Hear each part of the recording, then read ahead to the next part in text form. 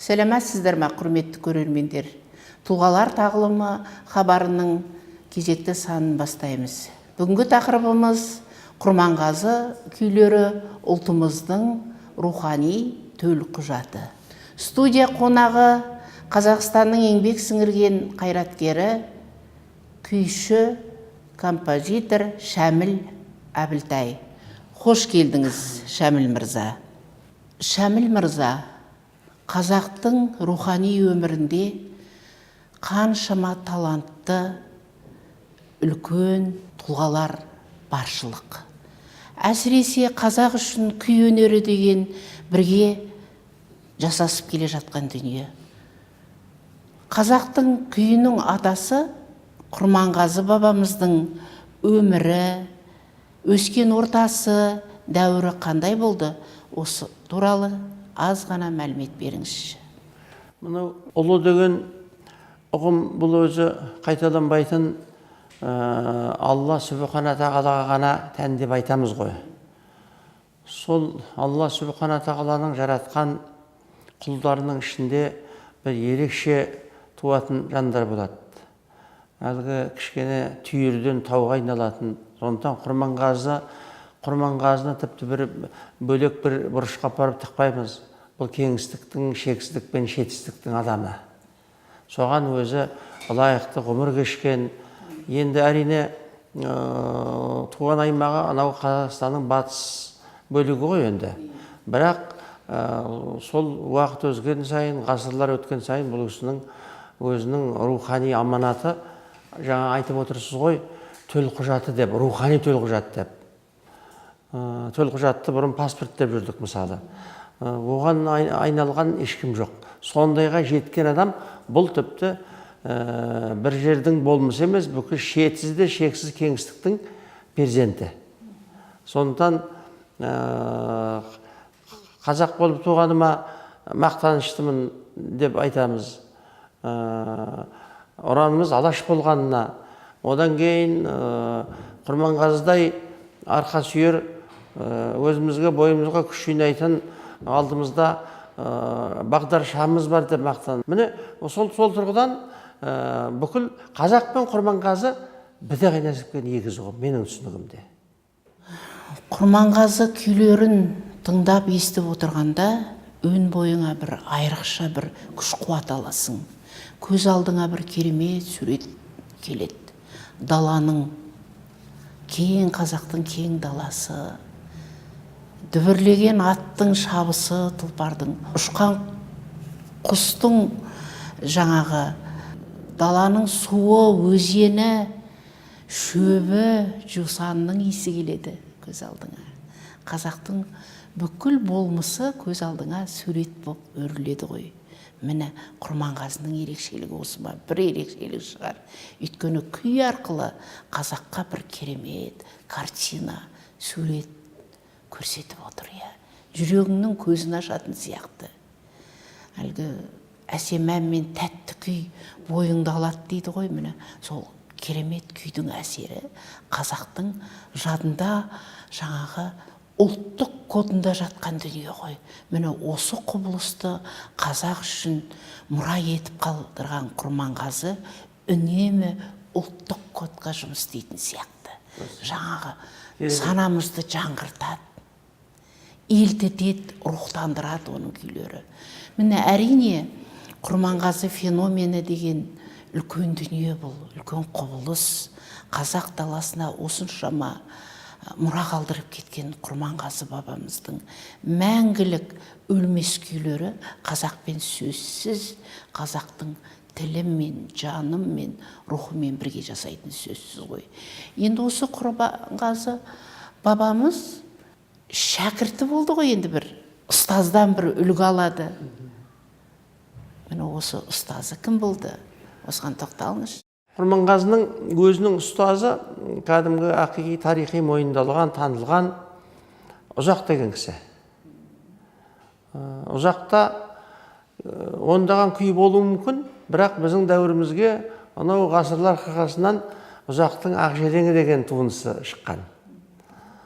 Соншама мына сараң сарабдалдық негізінде әлгі үндемей қалғаныма қуандым депті ғой бір данышпан. Әлгі көп сөздіктен оны топырлатып шығара бергеннен мыңға татитын біреудің өзі артық. Міне сол Құзақтың Ақжелегін өзіміз орындап жүреміз, күйшілердің бәрі тартады. Шынында да Құрманғазыға лайықты ұстаз екен деп мақтан тұтамыз. Сол заманның Әбу Насыр әл-Фараби сияқты мысалы. Сосын Құрманғазының бұл табиғаттан үйренген, бұның ұстазы көп. Бір ғана ұзақтан мына домбыраның қыр-сырын қолды қалай басу, бірақ бұл қол басқан ол өзі жүрегі күй болып туған адам ғой, бұл өзі Құрманғазы. Болмыс сондай. Күйден жаралған, бүкіл өзендерден теңізге айналған, мұхитқа ұласқан ұлы дарын ғой бұл енді. Бірақ Құрманғазының ұзақты ұстазым деп аманат қылуының өзі үлкен адамгершілігі. Сосын мынау жаңағы маңайында қаптаған күйшілер болды. Соның ішінен түйірден үлкен тау тудыра білген Құрманғазының кемелденген шеберлік біздің Құрманғазыны биікке көтеріп тұрған шеберлігі. Бұл мысалы әр ғасыр, әр ұрпақ өзінің замандасы деп мақтар оны бар Құрманғазы. Содан әлгі шетсізде, шексізде отырғанымыз осы. Дәуірден дәуірге кете береді деп отырсыз ғой. Енді Құрманғазының 70-ке тарта күйі бар дейді, солай ма? Енді көп күйлері бар ғой, санында демес. Сапасында ғой. Оның мазмұнында, көтеріп тұрған жүгінде, кемелдігінде. 2-3 минуттың ішінде үлкен тұтас әлгі мына өркени тұрғыда алғанда мысалы симфониялардың жүгін көтеріп кете береді. Сағаттап тыңдайтын. Бұның барлығы асқан мәдениеттілігінде. Жұрттың уақытын алмай, жұртты діттеген мақсатына жеткізуге бағыштататын жаңа өзіңіз айтқандай. Былай қарап отырсаңыз, осы Құрманғазының күйлерінің тақырыптары сан қырлы. Әртүрлі тақырып. Әр тақырыбы күйдің шыққан тарихы бар. Сол дәуірді суреттейді, сол адамдардың портреті беріледі. Сол жаңа қазақтың даласы көрініс табады, жаңа айттық қой. Және бір жағынан енді Құрманғазы күйші, философ күйші. Адамның ойына әсер етеді. Міне күйдің құдіреті деген көрдіңіз бе? Сондықтан енді осы әсіресе осы күйлерінің ішіндегі бір адамға ананың орны айрықша ғой, ананың орны. Сондықтан Құрманғазы күйінің ішіндегі шоқтығы биік, аман бол, шешем аман бол дейді. Міне осыны бір тоқталып. Өзіңіз дұрыс айтып отырсыз, мына әдебиетші ғалым біздің музыка оқымыстыларында жоқ. Сізде тіл байлығы, жүрегіңізбен сезінесіз.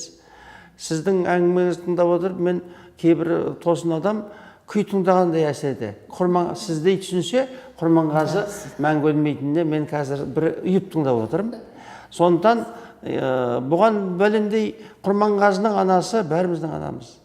Ал әлгі жұмақпен ананы байланыстыратын анадан артық ешкім жоқ қой, бұған сөз жетпейді. Соны мына қос шекке сыйғызып, өзінің анасы арқылы бүкіл ұлттың анасының бейнесін жасап, және ол мәңгі өлмейтін етіп, мен осы күйді кішкентайымнан тартамын. Біздің елде бір Құрманғазыны көргендерді көрген күйшілері де болды. Менің әкем соғыстан жараланып келіп, сол үйге қонақ келген қалайды, сол көңілін сұраймыз деп, шіркін енді соғыстан кейінгі тіршілік қой, бірақ қоңыр тіршілік, бірақ соның өзі көңілге байланысты керемет көлгөсір бай. Жаңағы үшеуі келеді, ағайынды емес, Қамеш, Көшәлі, Серкебай деген. Ол Құрманғазыны көрген Баламайсаңның шәкірттері. Сонда солар менің кішкентай сәби жүрегімді баурап алған кісілер ғой, мысалы енді. Мына аман бол шешем аман болды, мен сол кісілерден тіпті осы жөргектен үйрендім 3-4 жасымда. Ой, Бейсенғали, мұның Әбілтай атасы сияқты мынау күйші болады. Менің атам күйші болған ғой енді. Өзім көрген жоқпын, әкемнің әкесі. Сонда жаңағы деп солардың батасы ғой. Осы мұраға мені адал еткен. Сол менің сол күйімді Бұны көпкүйшілер ана асығып Құрманғазыны тез шапшаңдауға болмайды. Нағыз күш оның ішінде жатыр, ішінде. Ол мына жасанды күш емес ол кезде. Мына тұрған Алатауымыз бенен Хан Тәңіріміз сияқты үлкен кәдімгі тамыры тереңге кеткен, ешқандай бірнеше балда жер сілкінісіз қозғалтпайтын мықты рухани күш қой. Соны менің осы Аманбол шем аман болды, марқұм Жүсіпбек Елебеков тыңдайтын. Ай Шәміл-ай, консерваторияның студенті кезімде. Содан сол кісі маған назары түсіп, міне сөйлеп тұр. Тіпті өлген шешелеріміз тірілгендей, тірілеріміз аман болғай деп. Міне осындай аман бол шешем. Бұған тіпті сөздің керегі жоқ, бәлендеп күйдің өзі айтады. Аналарымыздың мерейін үстем болады. Тыңдайық ендеше соны. Балаларының амандығын тілейді. Ал біз балалары аналарымыздың мерейі үстем болған қалаймыз. Соны ана сыйлауды, анаға тағзымды Құрманғазыдан үйрендіктігімізге толық неміз бар. Қалай деп ойлайсың? Дұрыс айтып отырсыз. Енді қалған домбыраға берейік, енді Домбыра сөйлесін. Енді сөйтейік, мүмкіндігінше сөйлетіп көрейін.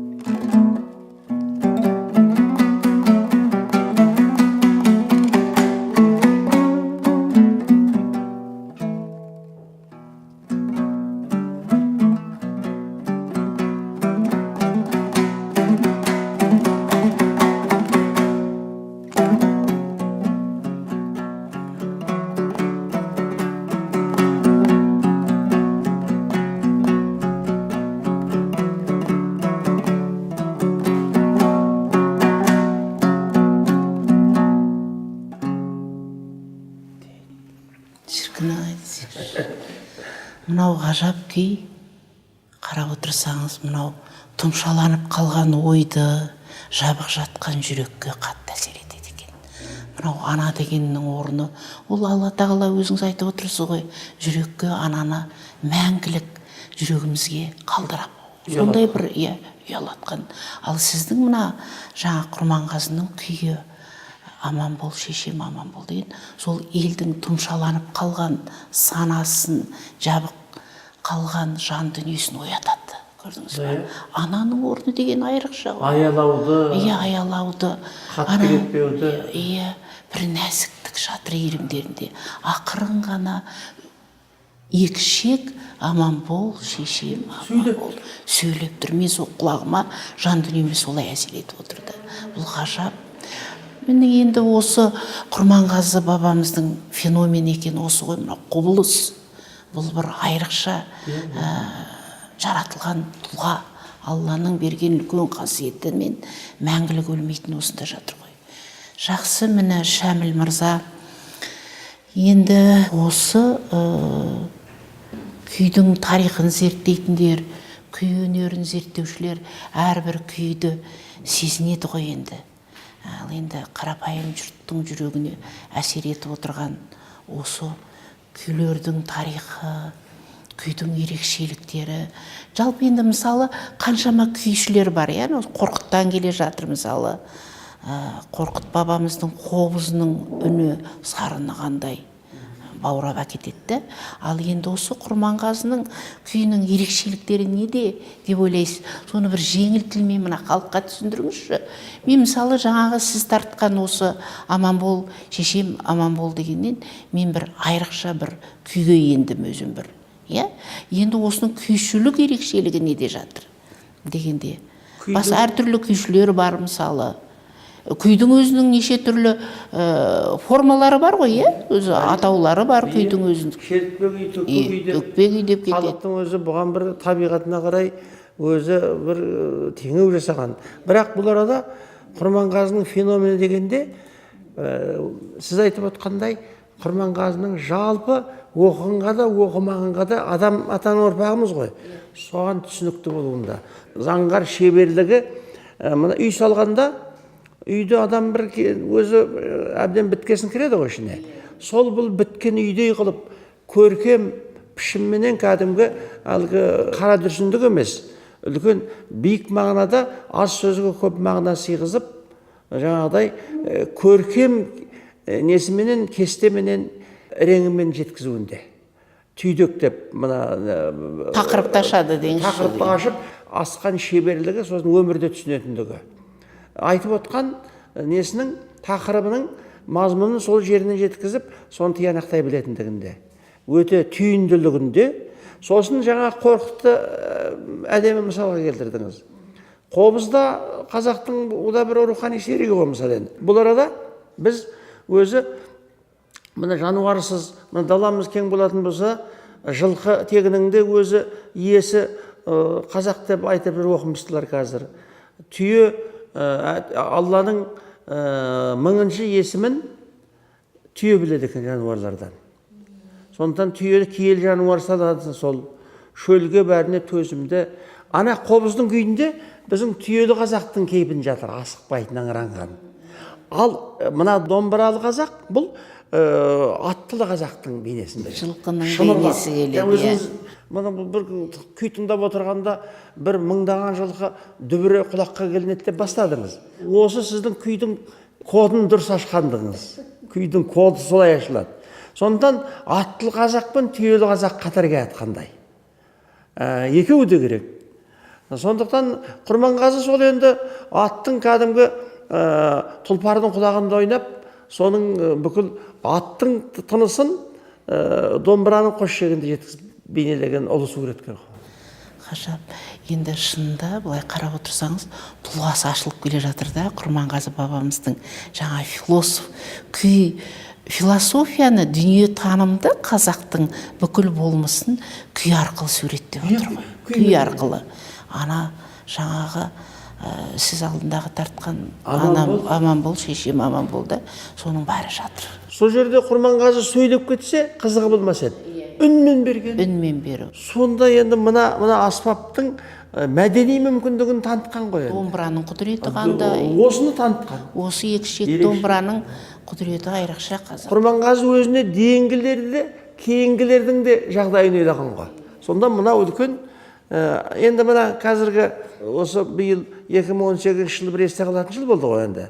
Мына кешегі президенттің жарлығы ұлттық домбыра күні деген. Соның бәрі Құрманғазылардың арқасы ғой мысалы. Сосын сол мына ұрпақтарға, бізден кейінгі ұрпақтарға жалғаса береді. Мемлекеттің мән беруі мына домбыраның үлкен аса көркем еуропалық аспаптардың ешқайсынан кем емес екендігін, қазақтың сіз тақырып қойып отырған рухани төлқұжаты екендігін дәлелдеу. Сосын біз осы әлі енді зерттеушілер өзі бағасын берер, музыка зерттеушілері, күй зерттеушілері, олар о кісілердің танымдары бізге аранда басқа ғой деп ойлаймын. Бірақ мен өзім былай қарасам, осы хабарға дейін Құрманғазының күйлерін тыңдап келдім. Біразын тыңдадым. Ерекше бір күйге түстім. Сонда мен бір ойға қалып отырмын, қазір сол ойымды айтқым келіп отыр сізге. Мысалы біз Абай хакім дейміз, біздің жаңағы философ ойшыл дейміз Абай шәкәрімдерді. Міне халықтың дүние танымын сөзбен, өлеңмен, қара сөзбен тәрбиелеген. Ал енді осы Құрманғазы бабамыз күй арқылы хакімдік дәрежеге жеткен бе деп ойлаймын да. Міне философ, біз осыны неге осылай айта алмаймыз? Өйткені бұл ғажап дүние. Күй арқылы тәрбиелеу, күй арқылы қазақтың жас ұрпағының зердесін тәрбиелеу, ананың құдіретін беру. Я болмаса жаңағы даланың құдіретін, таудың ерекшелігін, судың ағысын, жылқының дүбірін беру, ұшқан құстың жаңағы сайраған бұлбұлдың үнін беру деген бұл ғажап дүние. Сол арқылы тәрбиелеп отыр ғой. Біз осы күй арқылы тәрбиелендігімізді ұмытпауымыз керек сияқты. Өйткені тіл бар жерде, поэзия бар жерде, өлең бар жерде, қазақтың қара сөзі бар жерде күй бар. Көрдіңіз бе міне? Осы арқылы қаншама мысал үшін қазақтың тілін, үнін өшірмекші болып, кеңес саясаты, отарлық патшаның саясаты өшіре алмады ғой бізді. Өйткені тіліміз тұрды, тіл өшпейді, қазақтың жаны күй бар да өшпейді. Поэзия бар да өшіре алмайды оны. Біздің қазақтың мәңгілігі осында жатыр ғой. Мәңгілік ел деген осылар. Міне мәңгілік ел, қазақтың қары домбырасы мәңгілік елдің бір айшықтаушы күші ғой. Міне біз осыны жас ұрпаққа біз беруіміз керек. Домбыраны арқылы ол мысалы бір қарап отырсаңыз, қымыз сапырған жаңа қымыздың иісі, асқан еттің иісі дәмі қазақтың кодын оятатын сөзсіз деп ойлаймын. Шында олар арқылы да қазақ біздің өзін бір кішкене бір қазақ екенін біледі ғой. Деп ойлаймыз, жарайды, жақсы, енді еріксіз Құрманғазының күйлеріне елтеміз. Бірақ бұның әрбір күйлерінің тарихы бар. Әрбір күйін бір кезде тарихи тұлғаларға арнағаны бар, сол кезеңдегі өмір сүрген адамдардың портретін ашқан күйлері бар. Осы Ақпай күйіне тоқталыңызшы, осының тарихы мен соны. Ақпай деген заманда болған кісінің аты. Кәдімгі Ақпай деген кісі бұл ел басқарған, болыс болған. Кеше өзіңіз айтып отырған кеңестік жүйеде біз байларды, сосын тағысын солардың бәрін айтқызбауға тырысып, елді, ұлтты мәңгүрттендіруге саясат жүрген рас қой енді. Ал мына тәуелсіздігіміз кішкене нені көміліп қалған көмбенің көзін ашып, мысалы, керек-ау деген асылын жұрт қалап алуына мүмкіндік туғызып. Сондан о заманның да өзінің бергені болды, бірақ келеңсіз жақтары да болды, мысалы. Сондан мына нені болыс деп айтылмай келді, мысалы. Ал болыс деген адам қазір мысалы мынау әкімдер дейміз. Тарихи шындық қой. Тарихи шындық. Осы Құрманғазы Ақбай болмаса біздің дәуірімізге жетпес еді. Құрманғазының өнерін түсініп, осындай адам бар. Жаңағы әлгі Құрманғазы көп қуғын сүргінде жүрді деп те айтып жібереді. Ода мүмкін бір түйірде шындыққа жанасар. Бірақ Құрманғазы өмірі еркін болған, даламыздың кеңдігіндей жақсы адамдармен араласқан. Сол жақсы адамдармен араласпаса Құрманғазыдан мынадай өнер шықпас еді. Жақсылыққа рахмет айтқан. Сол бұның көп тарихы жоқ. Сол жаңағы өзіне жақсылық жасаған жандарға рахметі бұл. Сол заманның басшыларына. Ол қазіргі заманда да сондай басшылар бар ғой, әкімдер дейміз мысалы. Президентке дейінгі аралықта мысалы. Сондықтан соларға да тағлым туғызатын. Айтып отырмын, Құрманғазы сондай қамқорлық көрмесе бізге жетпейді. О да алып анадан туған Өнер түсінген адам ғой енді Ақбай. Қарапайым адам, бірақ алдына ұлы мақсат қойған. Сондықтан соған Құрманғазы көзінің ана кісінің бар кезінде, өзі тірі кезінде домбырасының қос шегіне сыйғызған күй портрет дейміз. Бұны кейін мына оркестрге де салды Ахмет Жұбанов. Бірақ мына мендегі жеке домбырадағы нұсқа. Дәл Құрманғазының өзін үйренген жоқпыз, бірақ сол кісінің партитурасын әдемі олып, бәріміз осыған бар күшіміз саламыз. Құрманғазыны ұлығылау үшін, ұлы суреткер деңгейіне. Бұл менің версиям. Мен Қали Жантілеуовтен үйрендім мысалы. Сондықтан енді бізден кейін басқалар үйренеді. Сондықтан бұл бір ұлтпен бірге жасасатын жақсылыққа рахмет айту, жақсы азаматтардың мерейін үстем ететін домбырамен берілген кәдімгі мүсінді көркем шығарма. Сосын жаңа бір айтайын дегенім, дегенмен мынау білімді мыңды жығады деген рас. Мына күйге тоқталып, сіз әдебиетші ғалымсыз, филология ғалым докторсыз, профессор, көптеген шәкірт тәрбиеледіңіз. Ал мына күйге құмартуыңыз біз күйшілер үшін үлкен мерей. Бұны жеткізе білу керек. Хаким деген сөз айттыңыз. Бұл бұрын соңды оқымыстылардан естімегеннен. Мен өзім осы күйге өмірімді арнаған кісімін ғой. Басқа қызықты ғой. Бүкіл менің санам болмысым күй болып кеткен. Қазір Құдайға шүкір жасым 70-ке келді. Бірақ бұл мені қартайтпайтын мұра. Сондықтан Хакимге теңеуіңіз бұл жаңалық, сізге рахмет. Ал сізге менде үйрене отыра, бір-бірімізді біз оқып отырмыз, бір-бірімізді байытып отырмыз. Міне содан күйде бүтінделет, үйде түзелет, біздің жаңағы рухани жаңғыруымыз осындайдан шығады мысалы. Сондықтан Құрманғазыны күйдің пайғамбары десе артық емес. Енді күйге кезек берейін. Жаңағы сіз жүріп отқан хабарда тартып беру маған да үлкен қуаныш.